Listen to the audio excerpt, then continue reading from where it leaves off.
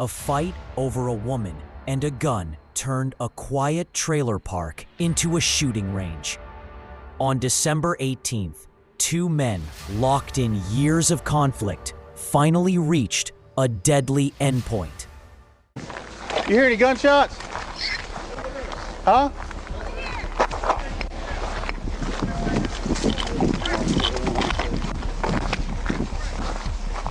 Is the guy still here? Yeah, there's no gun. Guys left the gun is gone. There's no gun here. Is somebody shot? I'm a neighbor. Is somebody shot? Yeah, he's dead. He's dead. The shooter, 58-year-old James Izzy Blackman, gave himself up before the handcuffs even clicked. Officer D. Grisham let the suspect talk, recording James's spontaneous confession while carefully avoiding questions that might violate his rights. James insisted he was fighting for his life. I didn't mean to kill him. I just didn't have a choice. But I lost my mind after that. I don't know what happened after that. I just went berserk. And your first name's James? Yes, sir. Okay. I think I'm in control of myself now only because I tried to turn myself in and it brought me back to clarity. The trailer was a domestic powder keg. The dead man was Christopher Roan, James's stepson. James was an unstable, disabled man living with his ex-wife, Linda, and constantly clashing with Chris and his unpredictable girlfriend, Samantha Noble. And I wanted to turn myself in, like right here, without being shot. I'm scared of the boy. He's dangerous. Yes, sir. And he was coming at me and I didn't know what to do, so I grabbed my gun. And then I didn't try to shoot him with it. I tried to hit him with it, and then he took the gun away, and then he got the gun and was coming at me. I thought he was going to kill me with it, man. James confirmed that Linda, his ex-wife, had stepped directly into the fight. He frantically asked the deputy about her safety, highlighting the split second she spent standing between two armed, enraged men. Is my wife okay? Which one's your wife, sir? The one that owns the house, Linda. Is she okay? Yes, sir. She didn't get hurt? No, sir. Thank you, God. She was in between us. That's why I was worried about her. The weight of the crime was immense, compounded by the victim's history. James confessed he would now be living in fear, believing Christopher's biological father, an alleged gang member, would seek retribution. He was looking at eternal consequences for a moment of temporary madness. That's my son, my stepson. His dad's gonna want to kill me now. His dad's the son of Silence, enforcer, gang member. I'll be forever looking over my shoulder because of this. But I didn't have a choice. It was him or me. Investigators turned to the only eyewitness, Linda Blackman. She described the constant arguing and the difficulty of keeping the peace, admitting she had been trying to get her taser when the situation spiraled. She confirmed James started the gunplay. And James and Chris started yinging at each other, which is when I stepped in between them to try to keep them from swinging. James had a gun, I guess, in his hand, and when they first started fighting, apparently Chris hit his hand and the gun fell out of his hand. Linda's account of the fatal moment was terrifyingly vivid. She confirmed Chris picked up the dropped gun, but when he returned to the house, she was trying to get between them again.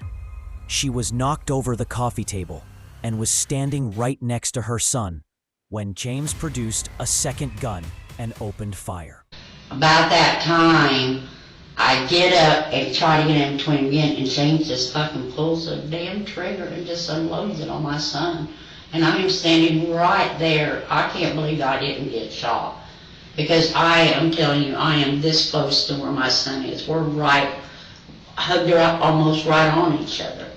And he just starts shooting. The true depth of James's rage was revealed not in the killing of his stepson, but in his desperate need for vengeance against the person he felt destroyed his home. 7 bullets were fired into the camper where Samantha Noble was hiding. She described her terrifying seconds of survival. I was in there, and I hear all this yelling going on. Linda opens that back door. She said, "Run, Sam, run. James has shot Chris." And he come behind her, and I seen the other gun. And I was just trying to lock myself in, and that's where you see all the bullet holes right here. He's trying to shoot me. And I got on top of my dog, and I called 911. James confirmed he blamed Samantha, calling her the devil and holding her directly responsible. He admitted his attempt on her life was fueled by rage immediately after killing Chris, a reaction he called autopilot. I saw the Christ. I know he's real. And I certainly don't want to go down there, so I try to be right with the man. I saw hell too. So When I got struck, I went right into hell. it changed your life, didn't it? I mean, it changed it in not the best way, obviously, but you got your life spared, right? I've been trying, but the world just doesn't have it in for me. James detailed the morning's catalyst. Samantha was burning furniture.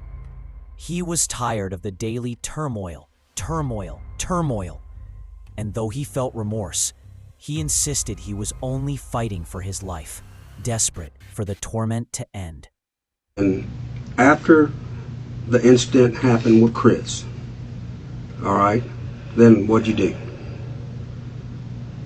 Because I know what you did. I think I tried to kill that girl. Yes, sir.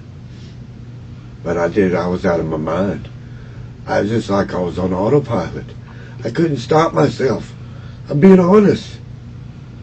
After hours of questioning, the accused killer was found on his knees in prayer. James, who once claimed to have seen hell after being struck by lightning, was now grappling with a profound, fresh sin. He insisted he acted purely out of self-preservation, despite his furious, vengeful attempt at a second murder. Probably did, yeah. Okay. I think I was trying to kill her. I don't know. I was out of my mind. I was holding her responsible for it. That's where my guilt lies. Okay. Is after the fact. Okay. And I'll admit that totally. I'm guilty of that. The evidence was undeniable. 12 rounds in Christopher Roan, 7 in the camper door. James Blackman was found guilty of second-degree murder and first-degree attempted murder. He was sentenced to executive life for the night he chose to settle years of conflict with a single, irreversible act of madness, proving that sometimes vengeance is a self-inflicted wound that costs far more than any life it takes.